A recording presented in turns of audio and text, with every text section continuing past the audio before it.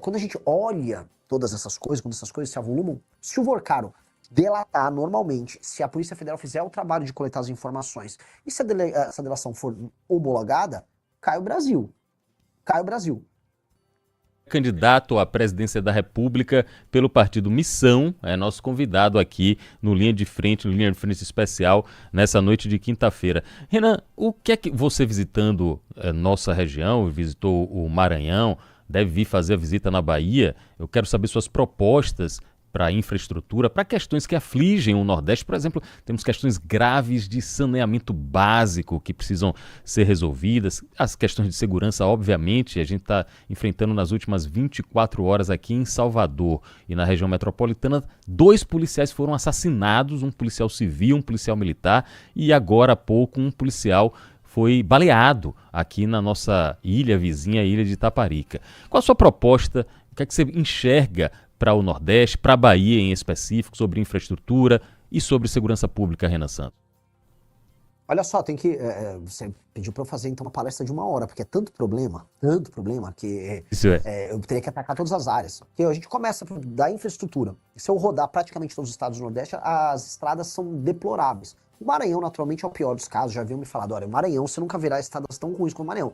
Que é o que eu digo, no Maranhão, os buracos têm até uma estrada. Se você olhar no buraco, você vai ver que tem uma passagem ali, porque é assustador. Agora, os problemas não ficam aí, né? O educacional, as taxas de analfabetismo no Nordeste são muito maiores. Há um problema de atividade econômica em que as pessoas não apenas não têm uma renda per capita alta, né? As rendas familiares ali, chegam, se eu me engano, na Bahia a coisa está na casa de 1,5 mil reais. É tudo muito baixo e há uma alta dependência na hora de você formar sua renda familiar de auxílios estatais, portanto abaixa a atividade econômica. Se abaixa a atividade econômica, abaixa a produtividade. Se abaixa a produtividade, não vai gerar riqueza. Então você fica preso num ciclo. E o que mais, né, quando a gente fala assim, o que tem a ver com todos os problemas que vão da estrada até as pessoas não terem atividade econômica, a você não conseguir uma política boa de segurança pública ou resolver o analfabetismo? Você tem a pior classe política do Brasil, que é a do Nordeste. Eu falo com tranquilidade, não há classe política no Brasil tão deletéria quanto a do Nordeste. Em maior e menor grau, depende da região. Ceará, por exemplo, é um ponto fora da curva, apresentou algumas políticas industriais interessantes, políticas na área de educação que funcionam e foram imitadas pelo resto do Brasil, mas no geral, você tem uma classe política clientelista, coronelista, muito da velha, mesmo os caras jovens são velhos, como é o caso do João Campos, que mantém as pessoas e o ciclo político num clima meio anos 20, anos 30 do século passado, não nesse século aqui. Isso é horrível. Isso faz com que o Nordeste, e essa é uma coisa que precisa ser dita para as pessoas que estão nos ouvindo aí na rádio, o Nordeste fique para trás do Brasil em quase todos os indicadores. E mesmo hoje, estamos em 2026, tirando o caso específico de João Pessoa, da Paraíba, que tem pessoas migrando para Paraíba, as pessoas continuam saindo do Nordeste para procurar emprego em outros lugares do Brasil. Até quando a gente vai aceitar isso? Esse é um fluxo que está rolando desde os anos 30 do século XX. São quase 100 anos de nordestinos migrando do Nordeste para o Sul, Sudeste ou agora o Centro-Oeste. Não é digno para essas pessoas isso. Então a gente precisa dar um basta. E esse basta vai começar mexendo nos sistemas de incentivo da classe política, ou seja, o que faz uma pessoa entrar na política e como a gente mede o desempenho dela. Não pode ser só o voto, é uma dica. O político tem que ser avaliado por entregas na área de segurança, infraestrutura, educação. E se o político não entrega isso, especialmente os prefeitos, ele fica inelegível. Porque tem um outro problema, que aí eu vou jogar aqui também para você, que é um problema grande, que é o problema da compra de voto. O Nordeste, compra de voto acontece no Brasil inteiro, mas ela é a regra no Nordeste. Compra de voto tem até na cidade dos meus pais, Vinhedo, que tem um IDH altíssimo, uma cidade rica no interior de São Paulo. Mas, no Nordeste, ele acontece numa intensidade tão grande. E aí, aquela política de botar os parentes de todo mundo na prefeitura, pra você fazer todo mundo trabalhar pra você no período eleitoral, o dinheiro desviado da emenda que compra o voto da pessoa, que isso elimina qualquer possibilidade de democracia ou elimina a possibilidade das pessoas votarem de maneira, vamos dizer, independente, com a consciência delas. E aí esses políticos, essas famílias velhas vão mandando nas cidades, as cidades ficam pobres para sempre, e isso é ruim para todo mundo. Ruim para o povo do Nordeste, que sofre, e ruim para o povo do Sul, Sudeste e Centro-Oeste, acaba pagando a conta desses políticos, através do Pacto Federativo. E esse ciclo precisa mudar, eu quero mudar esse ciclo. Na sua avaliação, Daniel Vorcaro vai fazer uma delação completa? Quem é que tem que ter medo de uma delação de Daniel Vorcaro, Renan Santos? Em condições normais de temperatura e pressão, todo mundo tem que ter medo do Daniel Vorcaro. que Daniel Vorcaro sabe podres de todo mundo, tirando as pessoas honestas no Brasil. Eu tenho certeza que você, Pablo, não tem medo que você não está envolvido nisso, eu não tenho medo que eu não estou envolvido nisso, mas muita gente, aí na Bahia um monte, né, pra falar da classe política daí, até porque o escândalo do Master em grande medida também começa na Bahia, mas STF, membros do mercado financeiro, grandes empresas do mercado financeiro aqui na Faria Lima, em São Paulo, membros dos grandes partidos brasileiros, governo Lula, bolsonarismo. Basta ver, assim, esse presidente do Banco Regional de Brasília, ele tinha relações super próximas com o senhor Flávio Bolsonaro. Né? Foi durante ali a presidência dele que aquele empréstimo esquisitíssimo foi obtido para o Flávio para comprar aquela mansão esquisitíssima também, né? Que ele não teria condições normais de pagar. Então, quando a gente olha todas essas coisas, quando essas coisas se avolumam, se o Vorcaro delatar normalmente, se a Polícia Federal fizer o trabalho de coletar as informações e se essa delação for homologada, cai o Brasil. Cai o Brasil. Agora, há um trabalho, e você está acompanhando, de calar o Vorcaro. A PGR está, né, as notícias dão conta que a PGR está atrasando esse processo. O STF duvido que queira homologar a delação dele. Então, né, vamos ver o que vem aí, assim, o que a gente está assistindo é uma coisa muito, muito triste da nossa democracia. A gente viu agora a perseguição ao Alessandro Vieira que está acontecendo, as declarações recentes do Gilmar Mendes, né, a gente falar que o judiciário está se comportando de maneira natural é um absurdo, né, então é um momento muito, muito grave. Ampliando e aprofundando um pouco mais isso, eu fiquei realmente assustado com a reação de integrantes, de ministros do Supremo, sobretudo Gilmar Mendes, também o ministro Dias Toffoli, ao verem o nome deles colocado num pedido de indiciamento num relatório da CPMI. E parece que a reação forte pode inclusive impactar na possível candidatura do senador Alessandro Vieira. Você, como hoje um player, como se chama, um player da política, você entende, eu estou entendendo assim, você entende que a isonomia, a autonomia entre os poderes está cada vez mais arranhada, um está querendo invadir o outro e tentando pressionar o outro lado a se render a possíveis atuações do judiciário contra o legislativo, também o executivo. Como é que você está enxergando isso, Renan? Eu acho que por conta do conflito que o STF teve com o Bolsonaro, ali entre 19, 20, 21, 22, e dos recursos que o Bolsonaro deu, o judiciário ficou hiperpoderoso. Isso não é uma fala minha, tá? Eu sou um presidente de partido agora, mas agora eu vou usar as palavras do meu colega presidente de partido, Valdemar da Costa Neto, presidente do PL. Valdemar da Costa Neto disse que o Bolsonaro dava umas broncas, gritava, ô Alexandre, isso, aí depois ele recuava para tudo que o Alexandre queria. Essa foi a tônica do enfrentamento dele com os Bolsonaro.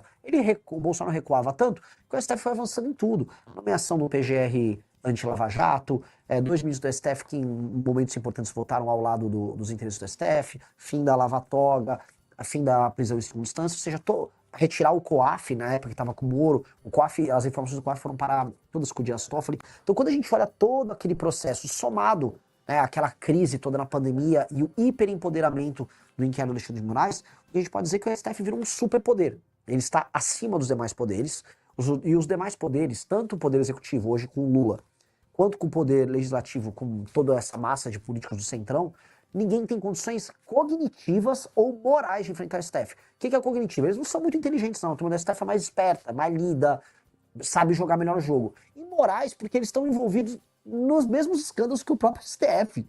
Né? Alguém vai dizer que os senadores brasileiros têm, vamos dizer, estofo moral para enfrentar uma briga com o STF? Infelizmente não. A gente gostaria que tivesse, porque essa briga precisa andar. A gente precisa... claramente a gente precisa... impeachment o ministro Alexandre de Moraes, que está obviamente encalacrado nesse escândalo todo, né? O Dias Toffoli também está encalacrado. Então, e aí? O Senado tem condição? Por que não falam nada? Boa parte dos senadores estão querendo concorrer à reeleição. Por que eles já não andam com essas coisas agora?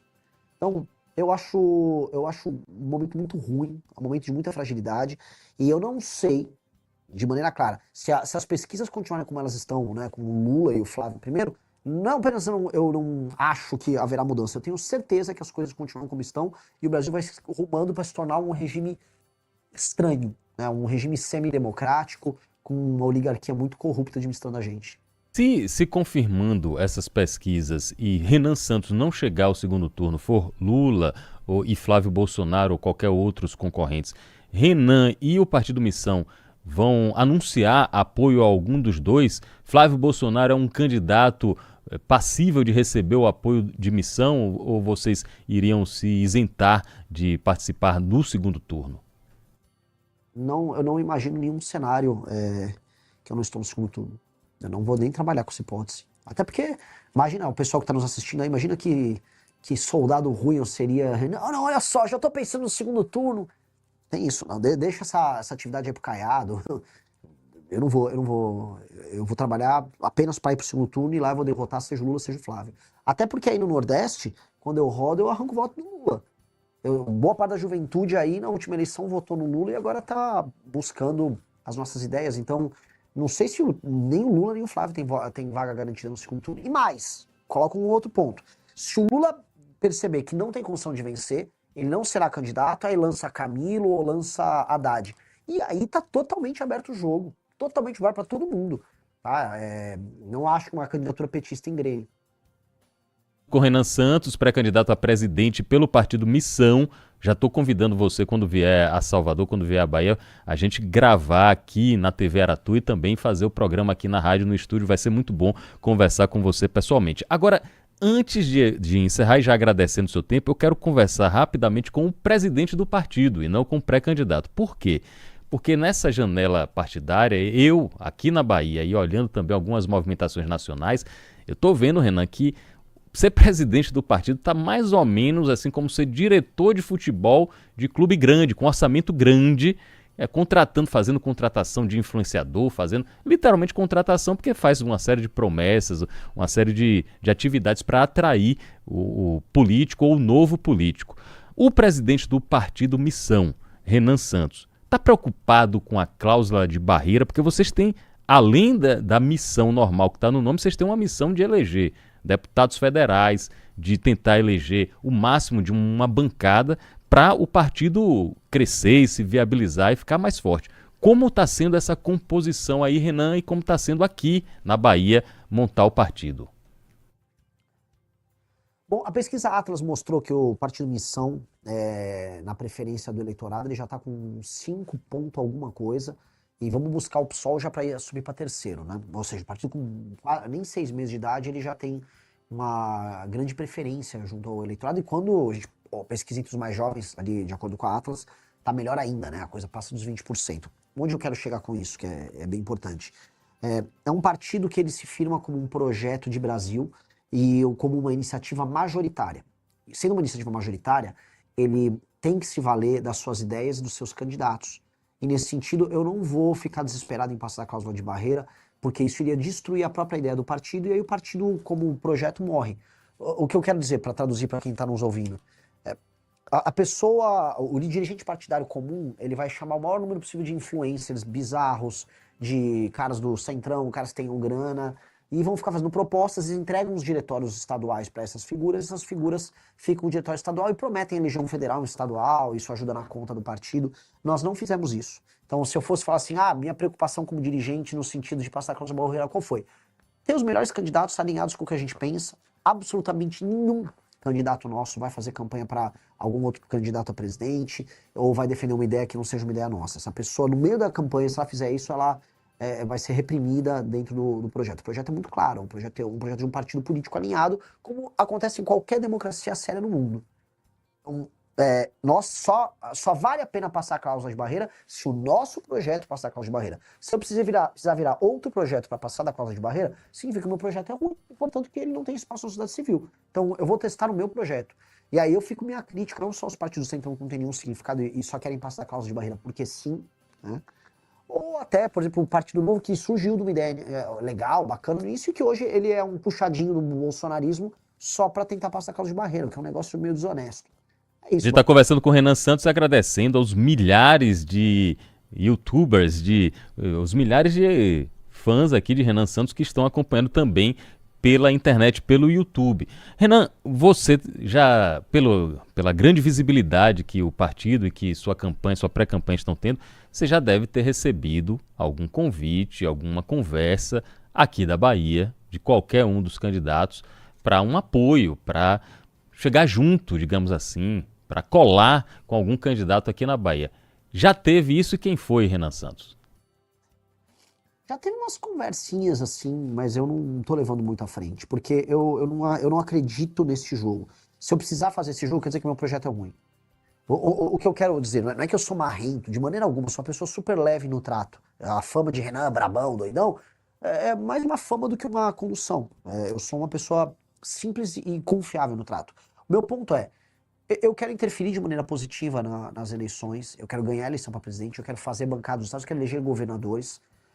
E o meu papel aí na Bahia será determinado pelo tamanho da minha mensagem na Bahia. Então, antes da Bahia, eu vou chegar, vou fazer igual eu fiz no Maranhão, eu vou rodar a Bahia inteira e eu vou bater em quem precisar bater e vou elogiar quem precisar elogiar. Se tiver uma boa iniciativa numa cidade no interior da Bahia de um prefeito que, sei lá, é do PSD, por mais que o PSD não vai estar comigo em nenhum momento, eu vou elogiar.